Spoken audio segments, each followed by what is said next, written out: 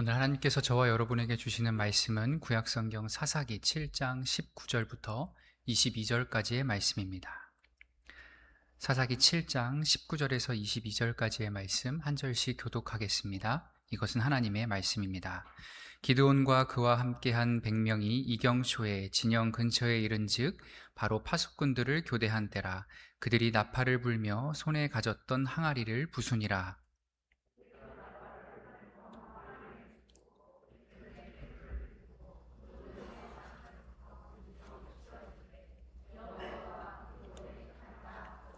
각기 제 자리에 서서 그 진영을 에워싸매 그 온 진영의 군사들이 뛰고 부르짖으며 도망하였는데 300명이 나팔을 불 때에 여호와께서 그 온 진영에서 친구끼리 칼로 치게 하심으로 적군이 도망하여 스레라의 벳 시다에 이르고 또 답밭에 가까운 아벨 무홀라의 경계에 이르렀으며. 아멘. 7년의 세월 동안 자신들을 압제하던 이 미디안 군대와 전쟁을 치르기 위해서 사사 기드온이 군사를 일으켰습니다. 그런데 문제는 하나님께서 이 기드온에게 허락해 주신, 붙여주신 군대의 수가 고작 300명에 불과했다라는 것이죠. 반면에 미디안은 이것보다도 450배가 더 되는 13만 5천 명에 달하는 대군이었기 때문에 당연히 기드온의 작전 계획에 있어서 정면으로 맞붙는 정면 대결은 전혀 고려사항이 될 수 없었을 것입니다. 오늘 본문 19절, 20절 말씀을 세번역 성경으로 다시 보면 이렇습니다. 기드온이 적진의 끝에 다다른 것은 미디안 군대의 보초가 교대를 막 끝낸 한밤중이었다. 그들은 나팔을 불며 손에 든 항아리를 깨뜨렸다. 세 부대가 모두 나팔을 불며 단지를 깨고 왼손에는 횃불을 들고 오른손에는 나팔을 들고 불면서 주님의 칼이다, 기드온의 칼이다 하고 외쳤다. 아멘. 이 엄청난 이 상대적인 전력의 열세를 극복해내기 위해서 기드온이 선택한 것은 기습 공격이었습니다. 그래서 이렇게 적군의 경계가 가장 느슨해질 수밖에 없는 보초의 교대 시간, 그것도 한낮이 아니라 한밤중에 야습을 감행하기로 한 것이죠. 여기까지만 본다면 아무런 문제가 없는 아주 상식적이고 훌륭한 작전이고 전술이었습니다. 그런데 문제는 무엇이었는가 하면 그렇게 야심차게 기습을 감행하는 이스라엘 군대의 손에 들린 무기라는 것이 너무나 형편없는 수준이었다라는 것이죠.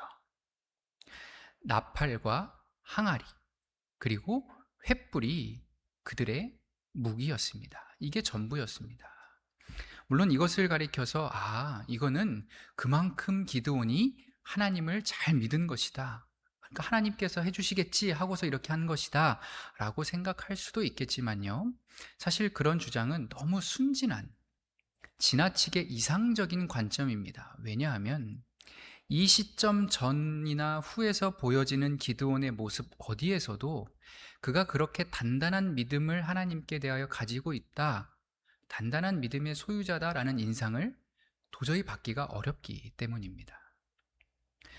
여러분, 우선 기드온은요, 뭔가 전쟁을 이렇게 지휘할 만큼 체계적으로 준비를 했다거나 혹은 자연스럽게 전장 경험이 쌓여서 여러 내공이 갖춰진 그런 지휘관의 모습이 결코 아니었습니다. 사실 기드온 이전의 다른 사사들을 보면요, 한 명도 빠짐없이 다 뭐에 특화되어 있었냐면 이 싸우는 일, 전쟁을 치르는 일에 대해서만큼은 이미 사사로 부름받기 전부터 한 가닥씩 하던 사람들이었거든요. 그래서 첫 번째 사사였던 온니엘이라는 사람이 있는데, 이 사람의 경우에는 여러분 잘 아시는 이 산지를 내게 주소서라고 외쳤던 그 갈렙이 이 온니엘이 싸우는 모습을 보면서 이야, 저거 기가 막히다, 내 딸을 줘서 사위로 삼아야겠다 라고 갈렙이 판단했을 정도로 대단한 장수였습니다. 실제로도 싸움을 잘 해냈고요. 두 번째 사사인 왼손잡이 에훗이라고 알려져 있는 사람이 있는데, 이 에훗 같은 경우는 제가 예전 새벽 시간에 말씀을 드린 적이 있습니다만 특수부대원 같은 사람이었습니다. 닌자라고 생각하시면 돼요. 그래서 이 사람은 모압과 전쟁을 치르기 전에 이미 자기가 몰래 모압 왕 에글론의 이 침실에까지 잠입을 해서 조용히 배를 찔러서 암살을 해놓고 전쟁을 치른 사람입니다. 그러니까 대단한 실력자라는 걸 알 수 있죠.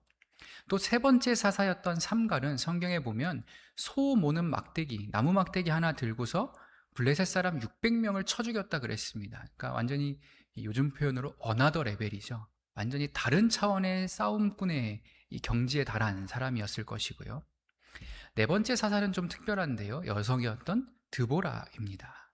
그러니까 여성의 몸으로서 전쟁터에 가는 게 불가능한 시절이었기 때문에 이 드보라는 어떻게 했습니까? 아예 전쟁 쪽은 외주를 줬죠. 네, 너가 해라. 그래서 당대 가장 훌륭한 장군이었다라고 알려진 바락이라는 사람을 멀리에서 이렇게 청빙을 해와가지고 당신이 총사령관을 하십시오. 그래서 파격적으로 발탁을 해서 시스라의 철병거를 상대하게 만들었던. 그런데 오늘 기드온은 어떠한가? 이런 류의 모습이 하나도 없는 최초의 사사입니다. 불과 얼마 전까지만 해도요, 사사기 한 장 앞으로 가는 6장에서만 봐도 기드온은 어떤 사람이었습니까? 미디안이 너무 무서워서 멀쩡한 넓은 타작마당을 놔두고 산속에 있는 포도주 짜는 작은 틀에 숨어서 이 밀을 까부려야 했을 정도, 그런 정도의 사람이었으니까요. 어떤 지휘관으로서 갖춰져야 하는 전문성이나 경험, 준비의 과정들이 하나도 없는 사람이었다는 겁니다. 그리고 또 하나는, 이것은 기드온뿐만 아니라 그를 따르는 병사들도 다 똑같았다라는 거예요. 기드온 곁에 있는 이 300명은요, 평소에 훈련을 잘 받아오던 상비군 개념이 아니었습니다. 애초에 기드온이 미디안과 전쟁을 치르기 위해서 나팔을 불어서 소집한 인원수가 32,000명이었는데 하나님께서 이거 너무 많아 라고 하시면서 두세 번에 걸쳐서 되돌려 보내시죠. 그리고 남은 인원수가 이 300명입니다. 그러니까 말 그대로 남겨진 인원에 불과한 거예요. 거기다가 그렇게 하나님께서 거르고 걸러서 남겨놓으신 기준도 뭐 사격이면 사격, 체력이면 체력, 이렇게 평가표를 딱 해가지고 특급 전사들만 싹 모아서 정예병을 꾸린 것이 아니라 강가에서 물을 떠먹게 한 다음에 그 물을 먹는 자세가 개처럼 핥아먹었다, 그러니까 내 마음에 든다 하는 진짜 말도 안 되는 이유로, 그러니까 이 300명 갖고 싸워라 라고 하셨다라는 거죠. 그러니까 사실상 복불복으로 남겨진 인원이 이 300명이었습니다. 거기다가 지난 7년 동안 미디안한테 마른 빨래 물 한 방울까지 다 쥐어짬을 당했기 때문에 이스라엘 수중에는 당연히 무기나 어떤 그러한 것들을 갖춰놓을 수 있는 혹은 만들 수 있는 능력도 없었을 거라는 것이죠. 그러니까 결론적으로요, 지금 이게 얼른 가서 이제 전쟁해라 라고 하니까 다들 어찌저찌 와 하면서 전쟁터에 지금 301명이 딱 모여 있는 상황인데, 지휘관인 기드온부터 저 말단에 있는 이등병에 이르기까지 자기들 자체적으로 그 전쟁을 치러낼 수 있는 뭐가 하나도 갖춰져 있지 않은 상태였다라는 거예요. 근데 싸움은 해야 되잖아요. 그랬기 때문에 기드온이 정말 대단히 훌륭한 믿음을 가지고 있어서, 혹은 하나님을 온전히 의지하는 마음으로 나는 창칼 같은 거 필요 없어, 나는 이 횃불 항아리 나팔만 가지고도 얼마든지 무찌를 수 있어 하면서 그것들을 담대하게 꺼내든 것이라기보다는 그냥 당면한 현실이 그렇다 보니까 이게 나의 최선이었기 때문에 그 안에서 온몸을 비틀어가면서 겨우 쥐어짜낸 최후의 전략 선택이 오늘 이와 같은 나팔 항아리 횃불의 모습이었을 것이다 라는 겁니다.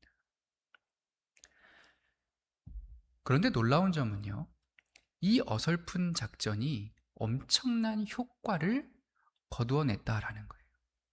당시 고대 근동에서는요, 주로 이러한 기습 작전을 펼치게 되면 이쪽이 아무래도 좀 불리한 입장이지 않겠습니까? 그래서 먼저 소수의 선발대를 보냅니다. 그래서 주로 횃불이나 나팔을 들려가지고 요란하게 등장을 해서 그 적군을 혼란에 빠뜨린 다음에 그렇게 우왕좌왕하고 있을 때 뒤에 남겨놨던 나머지 대규모의 본대가 쫙 밀고 들어가면서 그 혼란에 빠진 적 진영을 완전히 다 쓸어버리는 그런 식의 기습작전을 주로 사용했다고 하거든요. 그러니까 기드온도 아마 그와 비슷한 효과를 노렸던 것이겠죠. 왜냐? 미디안 입장에서는 자기들이 지금 13만 5천을 데리고 왔는데 이 들이닥친 요 300명이 얘네의 전부겠다라고 생각을 하지 못할 것이기 때문입니다. 지금 300명이 왔으면 뒤에는 몇천, 몇만이 쳐들어오겠구나. 이거 우리 큰일 났다. 어떡하지? 이렇게 당황시킬 수 있는 이런 작전을 감행했다라는 것이죠. 그리고 기드온의 계산이요, 아주 정확하게 맞아떨어졌다라는 것입니다. 20절부터 보겠습니다. 세 대가 나팔을 불며 항아리를 부수고 왼손에 횃불을 들고 오른손에 나팔을 들어 불며 외쳐 이르되 여호와와 기드온의 칼이다 하고 각기 제자리에 서서 그 진영을 에워싸매 그 온 진영의 군사들이 뛰고 부르짖으며 도망하였는데 300명이 나팔을 불 때에 여호와께서 그 온 진영에서 친구끼리 칼로 치게 하심으로 적군이 도망하여 스레라의 벳시다에 이르고 또 답밭에 가까운 아벨모올라의 경계에 이르렀다. 아멘. 전혀 예상하지 못했던 기드온의 선발대 아닌 그 선발대의 기습적인 공격으로 인해서 미디안 군사들이 혼비백산하게 되었습니다. 그래서 성경의 표현대로 정신없이 뛰고 부르짖으면서 사방으로 도망치기 시작한 것인데요. 거기다 칠흑 같은 어둠을 가지고 있는 밤 시간대였기 때문에 도저히 피하 식별이 안 되는 상황이었겠죠. 그래서 겁에 질린 미디안 군사들이 자기 손에 들고 있는 창칼을 서로에게 휘두르기 시작한 겁니다. 그래서 서로를 죽고 자기들끼리 죽고 죽이는 그런 대학살의 난장까지 벌어지게 된 것이죠. 결국 미디안 군대는 뿔뿔이 흩어져서 완전히 패퇴하게 되었다라는 말씀으로 오늘 이 본문이 맞춰지게 됩니다. 그런데 여러분, 오늘 이 짤막한 그리고 아주 극적인 이 한 편의 이야기에서 우리가 주목해 보아야 할 모습이 하나가 있습니다. 그렇게 미디안 군대가 발광하면서 날뛰는 동안에 기드온과 그 300명의 병사들은 어떤 임무를 수행하였는가? 그들은 어디서 무엇을 하고 있었는가라는 점이죠. 21절 말씀을 보면 이렇게 되어 있습니다. 각기 제자리에 서서 그 진영을 에워싸매 그 온 진영의 군사들이 뛰고 부르짖으며 도망하였다. 무슨 말씀입니까? 이스라엘 백성들이 뭘 한 거예요? 아무것도 안 했다라는 거예요. 아무것도 하지 않았다. 기드온과 300명의 병사들은 제 자리에 우두커니 서서 아무것도 하지 않았다라는 말씀입니다. 엄밀히 말하면 하지 않았다라기보다는 굳이 할 필요가 없었다라는 것인데, 왜 그런가 하면 그 이유가 다음 구절에 이렇게 나와 있습니다. 여호와께서, 하나님께서 미디안 군사들을 서로 치게 하셨기 때문에, 하나님께서 친히 싸워주셨기 때문에 오늘 이 이스라엘 백성들은 그냥 제 자리에 서 있는 것만으로도 제 할 일을 다 했다, 충분했다라는 말씀이 되는 것입니다. 여러분, 우리는 흔히 생각합니다. 더 큰 믿음은 내가 더 열심히, 내가 더 잘 싸우게 되는 것이다. 내가 더 강해지고, 내가 더 헌신하고 더 수고해서 하나님 보시기에 그럴듯한 삶을 살아야 한다. 더 대단한 무언가를 내놓을 수 있어야 한다. 그러다 보니 내가 인생을 살아가는 동안에 이 13만 5천의 미디안 군대와 같은 큰 어려움을 만날 때마다 우리가 또 어떤 행동을 반복하는 것입니까? 더 머리를 굴리죠. 더 애를 씁니다. 더 내 자신을 채찍질하고 쥐어짜게 되는 것이죠. 나한테 아직 뭐가 부족한가? 내 믿음이 부족한가? 내 노력이 모자란가? 내가 운이 좀 없나? 그러면서 이왕이면 다홍치마라고 그 부족한 것을 채우기 위해서, 이전보다 좀 더 높이 쌓아 올리기 위해서 기도도 몇 스푼 더 얹어보고 헌금도 더 내보고 이런 행동을 하게 되는 것입니다. 누구를 위해서요? 나를 위해서 말이죠. 오늘 기드온도 마찬가지였습니다. 전쟁에 나서는데 칼과 창은 하나도 없고 횃불, 나팔, 빈 항아리만 덜렁 집어들 수밖에 없는 그런 상황이었다고 한다면 여러분 같아도 그러시지 않았을까요? 사실 기드온의 입에서 무슨 말이 먼저 나와야 합니까? 하나님, 큰일 났습니다. 하나님 도와주세요. 하나님 살려주세요. 이거 갖고 어떻게 합니까? 그런데 오늘 사사기의 저자는요, 기드온이 하나님께 그런 기도를 드렸다는 말을 한마디도 적어놓지 않았다라는. 심지어 그 횃불 항아리 작전 자체도요, 하나님께서 기드온에게 알려주신 어떤 아이디어다라는 힌트조차 전혀 남겨놓지 않았습니다. 어지간하면 말이라도 여호와께서 이르시되 기드온 너는 횃불과 나팔과 항아리를 들고서 이렇게 저렇게 하여라. 그러면 내가 이렇게 하겠다. 이렇게 명령하셨다는 말을 상투적으로라도 적어 놓을 법한데 그거는 절대 아니라는 듯이 철저히 침묵하고 있더라는 거예요. 그러니까 이게 무슨 뜻이겠습니까? 그만큼 오늘 이 기드온은요, 하나부터 열까지 자기 힘으로 자기가 뭔가를 더 해보려 했다라는 거예요. 횃불과 항아리와 나팔밖에 내 손에 들고 있는 게 없는데도 불구하고 그러니 천부여 의지 없어서 손 들고 옵니다 고백하는 것이 아니라 이걸로라도 내가 뭔가를 더 애써 봐야겠다는 식의 그릇된 결의를 가졌다라는 것이죠. 그랬기 때문에 그렇게 횃불과 나팔과 항아리를 든 첫 상황에서, 출전하기 직전 상황에서 기드온이 자기 부하들을 향해 이렇게 말을 합니다. 그들에게 이르되 너희는 나만 보고 내가 하는 대로 하되 내가 그 진영 근처에 이르러서 내가 하는 대로 너희도 그리하여 나와 나를 따르는 자가 다 나팔을 불거든 이르기를 여호와를 위하라 기드온을 위하라 하라 하니라. 아멘. 이거는 또 사사기의 저자가 그대로 적어놨어요. 잘 보라는 거죠. 뭘로 가득합니까? 나라는 말로 가득해요. 그러다가 마지막에 딱 한번 여호와를 위하라 하긴 했는데 그것도 못 참는 거예요. 그래서 또 동급 접속사 and를 써서 그리고 하나님만큼 나도 좀 위해줘라. 나 기드온을 생각해라. 이렇게 기드온이 명령할 정도였다라는 것입니다.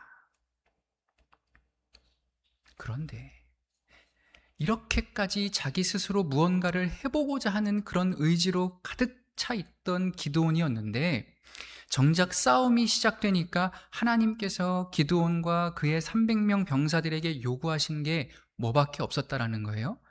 꼼짝 말고 서 있으라는 거예요. 전쟁터의 한복판에서 절대 싸우지 말라는 겁니다. 적들은 지금 이리 뛰고 저리 뛰고 난리도 아닌데 너희는 제 자리를 지키고 있으라는 거예요. 적들은 지금 창칼을 휘두르면서 쌍심지를 켜고 이스라엘 놈들 죽이겠다고 찾고 있는데 너희는 그 깨진 항아리와 나팔 그대로 들고서 우두커니 서서 구경만 하고 있으라. 왜요? 나 여호와가 싸울 것이기 때문에, 내가 일할 것이기 때문에.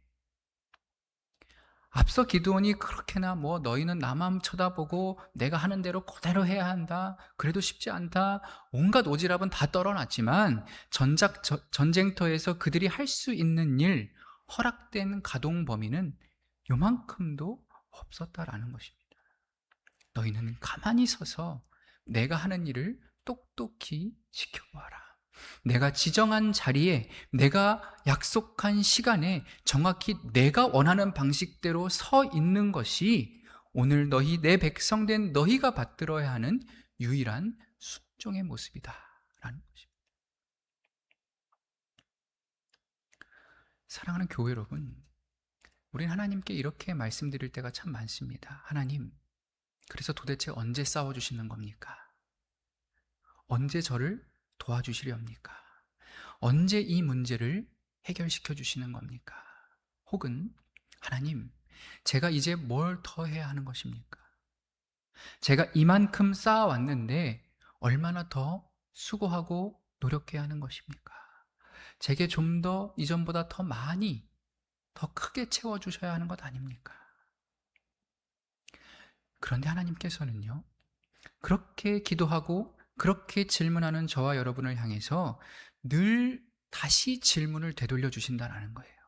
누구누구야, 그런데 너는 지금 내가 서 있으라고 한 자리에 똑바로 잘 서 있느냐? 너가 있고 싶은 곳에 가 있는 것이 아니라 내가 불러내고 보내어낸 바로 그 자리를 너가 나 대신 잘 지키고 서 있는 중인 것이냐? 너가 선호하는 방법들이 아니라 내가 말하는 방식대로, 너의 성공을 위해서가 아니라 나의 영광을 위해서 너는 지금 너에게 허락된 그 하루하루의 시간과 공간들을 내 백성답게 그리스도인답게 잘 살아내고 있는 중인 것입니다.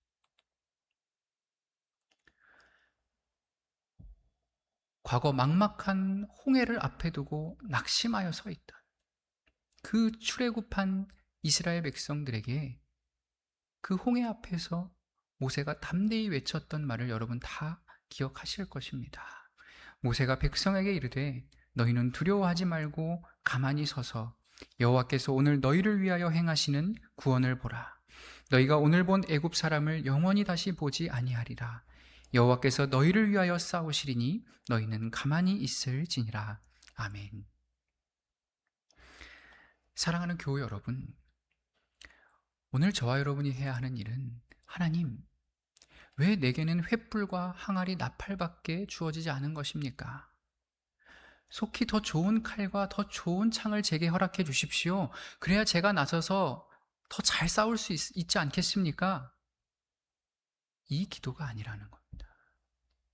지금보다 더 내가 잘 싸우게 해달라고, 더 나를 높여달라고, 내가 꼼꼼히 세운 이 작전과 계획들에 하나님도 얼른 결제하시고 힘을 보태달라고 조르는 일, 우리의 일이 아니라는 것이죠.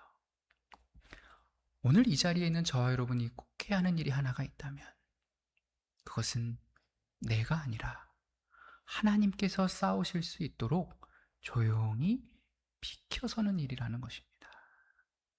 그나마 내가 무기랍시고 쥐고 있던 그 어줍지 않은 횃불과 항아리와 나팔까지라도 다 내려놓고서 텅 비어버린 이 두 손을 하늘을 향해 높이 들고서 하나님 한 분만을 바라볼 수 있는 것. 이것이 오늘 저와 여러분의 신앙이고 신앙 생활의 전부여야 하겠다라는 것이죠. 사랑하는 교우 여러분, 내가 잘 되는 것을 상상하기 전에, 지금 나의 이 문제가 해결되는 것을 먼저 꿈꾸기 전에, 저 악한 사람이 무너지는 꼴을 먼저 기대하기 전에 우리가 그보다 가장 앞서서 바람하지 않아야 하는 것은 바로 하나님께서 일하시는 것을 기다리는 것입니다. 하나님께서 나보다 앞서가셔서 나를 위해 친히 역사해 주시고 일을 일 되게 하실 그 기적의 순간을 항상 꿈꾸며 살아가는 것이 오늘 우리의 신앙이고 신앙생활이 되어야 한다는 것이죠. 올 한 해 다른 세상 사람들처럼 내가 할 수 있는 것의 최대치를 더 끌어올리기 위해서 정신없이 쫓기듯 분주하게 1년을 살다가 허망하게 송구영신하는 그런 한 해, 그런 삶 보내지 마시고 오늘도 내일도 나는 아무것도 할 수 없습니다를 인정하는 그 끝자리까지 겸손 또 겸손하게 낮아지셔서 언젠가 때가 이르러 하나님께서 저와 여러분을 위해 친히 싸워주시는 그 놀라운 은혜의 자리, 그 역사의 순간을 믿음으로 각기 제 자리에 서서 잘 기다릴 줄 아는 그러한 복된 그리스도인들이 저와 여러분 다 되실 수 있기를 우리 주 예수의 이름으로 간절히 축원합니다. 기도하겠습니다.